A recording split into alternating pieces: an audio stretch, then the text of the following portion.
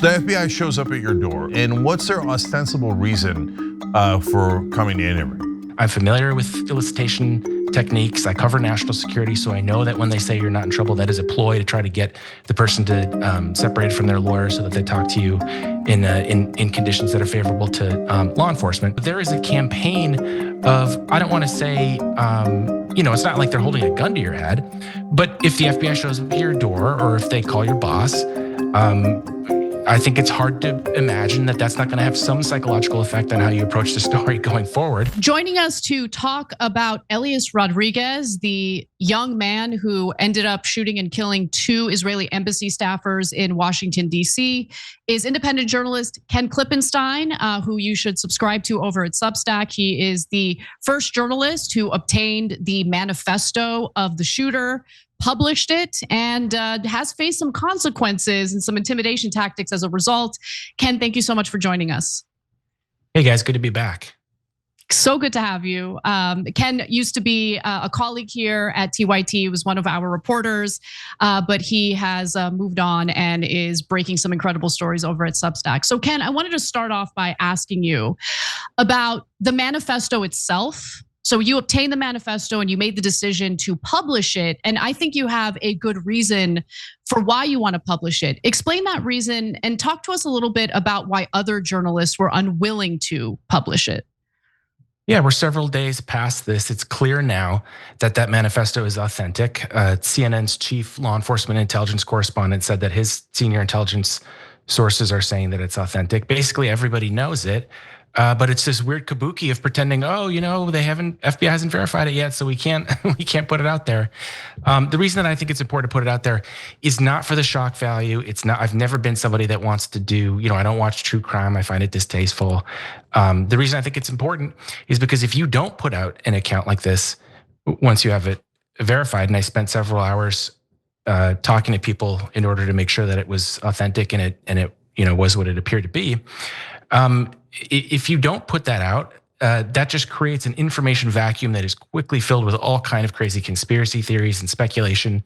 And frankly, can you blame people when they're not given the information that they should have, that they're going to come to their own conclusions and they're going to try to piece together some narrative about what happened? So I think that's the really important point to all of this, is providing a consensus reality of like what exactly happened, so that people don't have to, in their free time, guess what it is that took place, which invariably is going to happen. That's never not going to happen. So I think that's, first of all, the most important point. Second of all, in a story I published subsequent to the manifesto on the individual, I think giving people a better, more realistic, warts and all view of these individuals doesn't glorify them. It makes them look. I didn't think he came off well at all in the series of interviews that I conducted and leaked chat messages that were given to me. And I think actually prevent people from romanticizing these figures and turning them into someone not human. If you could just see the very human details about their daily life. So I completely disagree with what is unfortunately the commonly held view that if we don't talk about this, the problem will just go away. Yeah, I agree with you. And in fact, sorry, Cenk, real quick, we're gonna get to some of those leaked messages that you reported on in just a moment. And you're right. I mean, he is not a likable guy. He obviously had some serious issues. And I remember right after the shooting, all of these allegations of an alleged false flag were percolating all over social media. So putting this type of manifesto out there and making clear what this guy's motivations were, I think is really important. We'll get to some of the intimidation tactics you faced as a result of the federal government in just a moment. Cenk, take it away. So that's what I want to get to. I want to come back to all the upsides and downsides of releasing the manifesto. But so the FBI shows up at your door, and what's their ostensible reason for coming to interview you? So at first it's this sort of awkward back and forth where I'm just saying, I can't talk to you guys. You need to contact my lawyer, give her my lawyer's information. They keep saying, it's just for a few minutes. It's no big deal. We just want to ask you some questions. They keep saying you're not in trouble, which to a layperson is going to understand it to mean, okay, that's no big deal. That doesn't mean you can't get in trouble once you start talking to them, because anything that you tell a federal FBI, an FBI agent, if there's an inaccuracy there, you can face charges for lying to the FBI. even if your recollection is wrong or whatever. So I don't want to get involved in any of that. Not to mention, it's just not appropriate for the press to be liaising with these agencies in charge of investigating the thing while they're reporting on it. And the fact that I told them that, I said, look, I'm a reporter. I can't be talking to people investigating this case while it's happening. Because after I told them a couple times to talk to my lawyer, they kept saying it. So it was like, well, what do I say to impress on them that I'm familiar with elicitation techniques? I cover national security, so I know that when they say you're not in trouble, that is a ploy to try to get the person to separate from their lawyer so that they talk to you in conditions that are favorable to law enforcement. So I made that point. I said, look, I'm a reporter. I can't be talking to people involved in the investigation that I'm reporting on and furnishing information. And they didn't seem impressed by that at all. And that sent a sort of chilling message to me. It makes me wonder, how often is this happening where they're going to media, talking to them, and we never hear about it? We know about one such case because this wasn't even the first time that the FBI had visited me in the past year. They visited me also when I published the J.D. Vance research dossier during the election campaign last year. And what was interesting about that visit was subsequent to my, just going public and describing what happened, we found out that other news outlets also received communications and calls from the FBI. I don't remember if there were visits or not, but that only came out after I disclosed it. So there is a campaign of, I don't want to say, it's not like they're holding a gun to your head, but if the FBI shows up at your door or if they call your boss, I think it's hard to imagine that that's not going to have some psychological effect on how you approach the story going forward. And who knows how much this is happening. That's just one case we happen to know because I disclosed it. Then after that, Reuters was motivated to follow up on it. So that's really the concern to me. So look, it's not like the Trump administration has a good record on releasing files. Epstein files completely unreleased. So anytime you want to release any files, they're all over you. But did they give a reason? Like, is there because going and trying to shake down a reporter for reporting very relevant news is not legitimate. So did they claim to have a legitimate reason for talking to you? Yeah, so at the very end of our conversation, when kind of the body language felt like they were going to move away, they slipped this part in, which I think was like a veiled threat. It's like they said something like, we want to know how you knew about this so quickly and how you were the first reporter to put it out there. And if there was coordination with I don't remember the exact words, I'm paraphrasing here, but if there was communication with the shooter before it happened, the implication being that I'm in on this thing and there's some sort of plot. And I think the move there is to try to scare me and think, I don't want to get in trouble. I better talk to these guys. Fortunately, again, national security reporter, I know these techniques. I understand that you always want to go through your lawyer no matter what. So that didn't work on me. Again, I have to wonder how many other people something like that might work on, and if they actually believe that, because it's crazy to think that by definition there's always going to be a reporter who's first to a story. I think I spent several hours verifying it. Some people have this impression that I just run with things. That's not true. I spent hours verifying and making sure that it was true.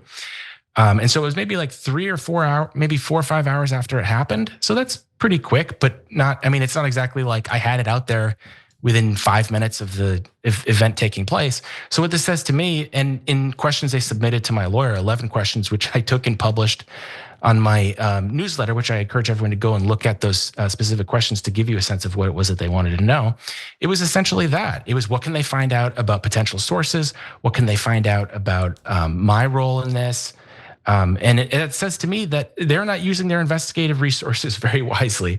If they're thinking that because a reporter had it 3 or 4 hours later, that constitutes some kind of suspicious behavior. I mean, things happen fast. You can communicate with people quickly because of the internet. For them to jump to that is just crazy. And it makes me worried about that. I hope that they're able to find out the truth of what happened. And if they're going off on these crazy conspiracies, it doesn't inspire much confidence that they're going to be able to. I mean, they still haven't said whether the manifesto is legitimate, even though it clearly is, as I said before. Yeah, it seems like they just didn't want the manifesto to be published at all. Yeah. And I'm curious, like, obviously, you have the FBI showing up at your door, so you got a sense of how the federal government is feeling about you publishing it. But I am curious what your readers thought about your decision to publish the manifesto. I love that you did it. I think that your reasoning behind it makes logical sense. I don't want an information vacuum to exist. That is where conspiracy theories tend to metastasize. But Any of your readers upset with you for publishing it? This is one of the most striking things about publishing these things that the rest of the media doesn't publish, and that it seems law enforcement doesn't want published, is how much ordinary people are not angered by it. I thought I was honestly, if I'm frank, I was more scared of the response to this story than I was of the FBI's visit, just because of the sensitivity of all of it. I mean, I have the same view that any sane person does. This is awful. I don't want somebody getting killed. I don't want a civilian getting shot at. And when I wrote this, I thought, oh God, am I going to get dogpiled? And are people going to say that I'm glorifying the shooter or whatever it is? And to my astonishment, just as was the case with the Mangione manifesto that I published before this, and then the JD Vance dossier before that, overwhelmingly, people were just glad to see what the heck happened. And I can count on one hand the number of people that were angry about it. And I was really surprised by that, because if you compare that to clearly the attitude on the part of law enforcement, which regards this as suspicious, and on the part of media, which is just pretending this isn't happening, I thought for sure there'd be some people angry about it. I've hardly seen any of it. I wonder how much of this is the FBI or the feds feeling embarrassed by the fact that you obtained the manifesto before they could even launch an investigation. You know what I'm saying? I mean, who knows? I'm just speculating here. They might have had the manifesto at the same time you did, but it just seems weird to me that, they show up at your door and they start, implying that maybe you were coordinating with this lunatic. So, Cenk, I want to toss over to you if you have anything to ask. Yeah, so look, Ken, it feels like the authorities constantly saying the public can't be trusted. That if they even hear or read a madman's words, that's it, their brain's gonna melt and they're all gonna turn into terrorists or killers, etc. And I think that you're getting the reaction you're getting from those because they're like, yeah, let me read it and be the judge of whether my brain's gonna melt or not. And so having now read that manifesto, it looks like, yeah, that's the idiot who shot those two innocent people. And so he explains why he did it. It's not a good reason. There isn't a good reason.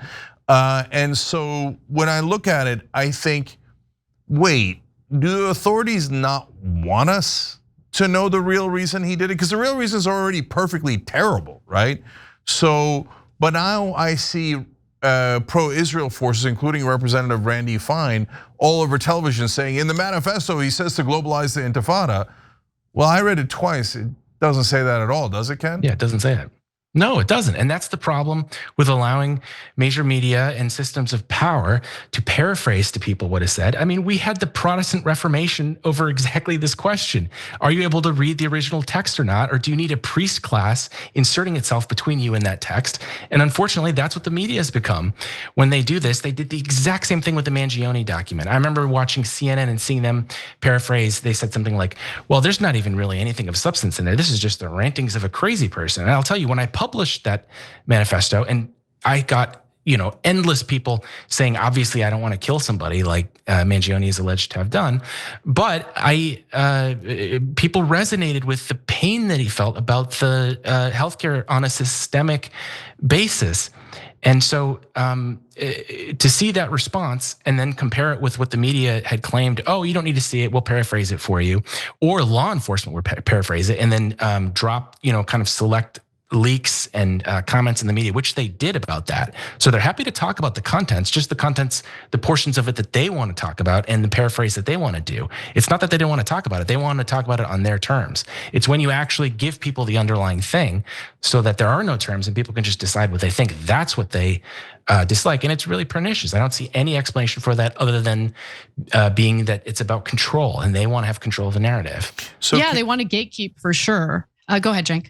Yeah, just real quick follow up on that, Ken, because the manifesto also disproves some of the kooky theories from the people opposed to Israel, where they were, oh, is it a false flag operation? Did Israel do it themselves? And you read the manifesto, no, it's definitely not a false flag operation. This clown, imbecile, killer did it on his own. And he was proud about his manifesto and he published it. So again, it seems like the government is so, at a minimum, doesn't trust its own citizens. And then when they keep things like this hidden, Ken, doesn't it fester on all sides oh, I bet Israel did it on, from that side, which is terrible, and they didn't, right? And he said that we should globalize the Intifada, and everyone protesting Israel is just as guilty as I am, or whatever insane thing that Randy Fine is making up. Just trust me, right? So that's why it feels like the government taking this action, I don't know, is either a statement saying we don't trust our own citizens, or we'd like to keep it hidden for a reason, for a policy reason, rather than a legitimate reason. Yeah, I mean, it's obviously they don't want to talk about the geopolitical context in which it took place, because that leads to all sorts of awkward questions and a debate that they don't want to have. So it's simply, it's just like with Mangione, he's crazy. It's a crazy person. I mean, the logic is indecipherable to me, but I mean, this couldn't be a more straightforward case in the sense that, we mentioned this earlier. I just wrote a story based on half a dozen interviews with people that knew him, and a huge trove of text messages in a private chat that he was a member of. This person was a hard left Maoist, third worldist. That's how he described himself. And in that worldview, you pursue violence against your perceived adversaries. And it's not a democratic worldview. And so that's pretty much what this was. It couldn't be more straightforward than that. I mean, obviously, that worldview, what angered him was what's happening in Gaza, but that was filtered through this prism of this, hard left authoritarian way of seeing the world. And I just wish people could see that. And, Anna mentioned earlier that there were these conspiracy theories about it being some kind of false flag event, and which I, was able to corroborate on a data basis just by looking at Google Trends and seeing this thing spike the phrase false flag spiking the highest level it has in the past year. I mean, there's a whole cottage industry around fighting disinformation. There's a very easy way. It's by being transparent. Yeah, and I do appreciate that you just today published those messages. He was in a message group. He was very active in that message group. And aside from being radicalized politically, he just seemed like a very troubled person, right? Just going through a lot, angry. And someone who's in that kind of mindset is very easy to radicalize, right? Seemed to have some sort of affinity for Stalin type, political figures, which blows my mind. But nonetheless, I mean, do you get a sense of where he got radicalized? Is this something that just kind of happened organically? Do you have a sense of that at all? So this is another frustrating part about the mainstream account when you leave out the records that we know exist and that we're able to verify. The presumption on the part of a lot of the press so far has been, October 7th is what radicalized him. And I'm sure the national security system is going to kick in and say, oh, this is a October 7th phenomenon. Clearly that was a part of it. But when you talk to people that knew him, I talked to people that knew him since adolescence, since middle school. And that was how far back some of these texts went. This person was disillusioned with the political system since he was 15 years old. Wow. And he was supportive of these, authoritarian left, theories or worldviews, whatever you want to call them, going back many years, definitely before October 7th. So this is a much more complex phenomena that I think has a lot to do with people's dissatisfaction with the system, and that obviously interacts with things like the Gaza war. But to say that in isolation, the entirety of this is just about, post October 7th, that misses the entire mark of what exactly happened. And if you're serious about preventing stuff like this from happening in the future, is necessary to understand. I mean, when the Trump administration wants to turn this whole thing into some kind of ethnic hate crime, as leaving out the whole geopolitical context, not only are you misunderstanding what happened, you are risking pursuing charges that you're not going to be able to sustain and are going to undermine your case. So I think that even people who their only interest is seeing this person face as stiff of a penalty as he can, I think even they should care about this stuff being out there. Ken, was he a tanky? I think he was clearly, so many of the texts were just these internecine fights about these alphabet soup groups that I struggled to even keep up with. After the shooting, it was quickly reported that he had some association with a group called the PSL. And so I went through the text messages and found him railing against the PSL for not being sufficiently left on some obscure basis that I couldn't quite understand. And so he liked this other, subculture within these Maoist sects or what. I mean, it's almost like a religion. It has so many different branches and offshoots and its own theology and everything. But yes, I think it's fair to say that he was a tanky. Yeah, he's awful in every way. And I'm grateful for you and your reporting, Ken. Thank you so much for having the guts to do what a lot of journalists out there were unwilling to do by publishing his manifesto, along with the manifestos of others who have been in the news recently. So keep it up. Everyone, please check out Ken Klippenstein's newsletter over at Substack. KenKlippenstein.com is where you can subscribe. Please support the work he's doing as an independent journalist. We need independent journalists out there. Ken, you're absolutely kicking ass. Thank you so much. Thanks so much, guys. Every time you ring the bell below, an angel gets his wings. Totally not true, but it does keep you updated on our live shows.